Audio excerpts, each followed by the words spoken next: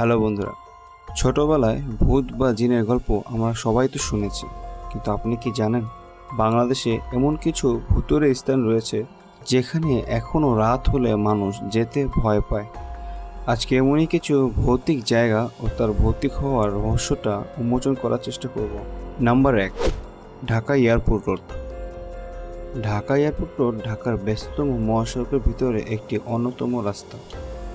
এই এয়ারপোর্ট রোডটা দিনের বেলা যতটাই মানুষের আনাগোনা থাকুক না কেন, রাত্রেবেলা মানুষ এখান দিয়ে চলাচল করতে অনেকটা ভয় পায়।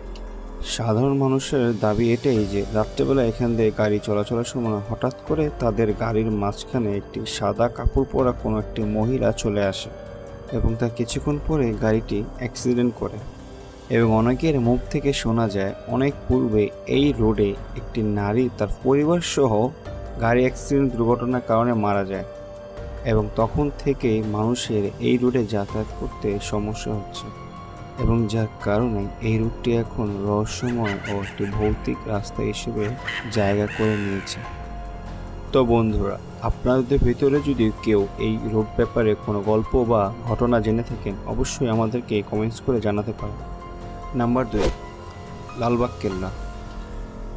লালবাগ কেল্লার দক্ষিণ পূর্ব দেয়ালের সাথে সংযুক্ত রয়েছে এই সুড়ঙ্গ পথটি, এবং এই সুড়ঙ্গটি লালবাগ কেল্লাকে একটি রহস্যময় জায়গা করে তুলেছে।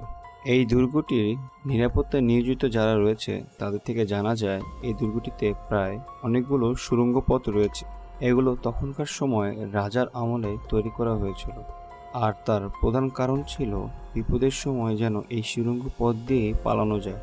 অনেকগুলো সুড়ঙ্গের ভিতরে একটি সুড়ঙ্গ এখনও বিদ্যমান, যার ভিতরে যদি কেউ যায় তাহলে সে নাকি আর কখনো ফিরে আসে না।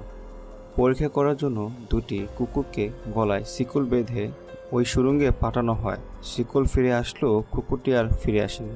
সুড়ঙ্গ পথে রহস্য উদ্ঘাটনের জন্য তেমন কোনো খনন কাজ এখনও করা হয়নি, তাই এটি এখনও ঢাকা আদিবাসীদের জন্য একটি বিরাট বড় রহস্য। নাম্বার 3, পুরান ঢাকার মিষ্টির দোকান। পুরান ঢাকায় কিছু মিষ্টির দোকান এখনও রয়েছে, যেখানে মাঝে মধ্যে রাত 10টা থেকে 1টার সময় কিছু লোক অনেক মিষ্টি কিনতে আসেন, এবং যখন তারা দোকানে প্রবেশ করে তখন দোকানদারকে লাইট বন্ধ করে দিতে বলে।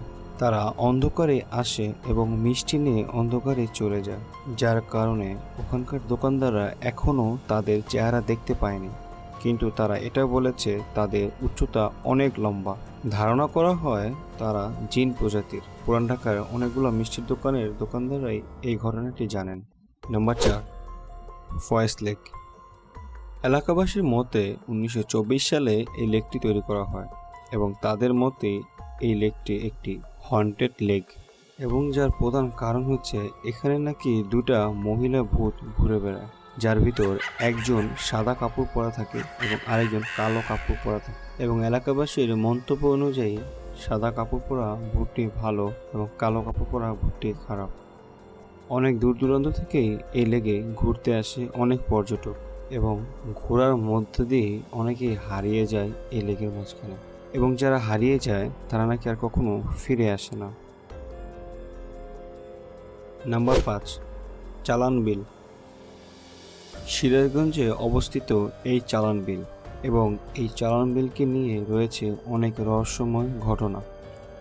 ওখানকার এলাকাবাসী থেকে জানা যায় তখনকার সময় এই চালান বিলের যিনি জমিদার ছিলেন তার নাকি অস্বাভাবিক শক্তি ছিল, কিন্তু একদিন তিনি হঠাৎ মারা যান, এবং তিনি যেখানে মারা যান ভৌতিকভাবে সেই স্থানে একদিনের মধ্যে 3টি মন্দির জেগে ওঠে, যার মধ্যে এখনও 2টি মন্দির রয়েছে, এবং এলাকাবাসী মনে করেন সেই 2টি মন্দিরের ভিতর এখনও সেই জমিদারের আত্মাটি রয়েছে।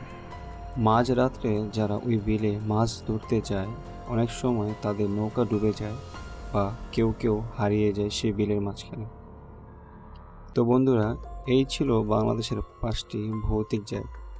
আশা করি এই জায়গা সম্বন্ধে রহস্যময় ঘটনাগুলো আপনাদের সকলের ভালো লেগেছে।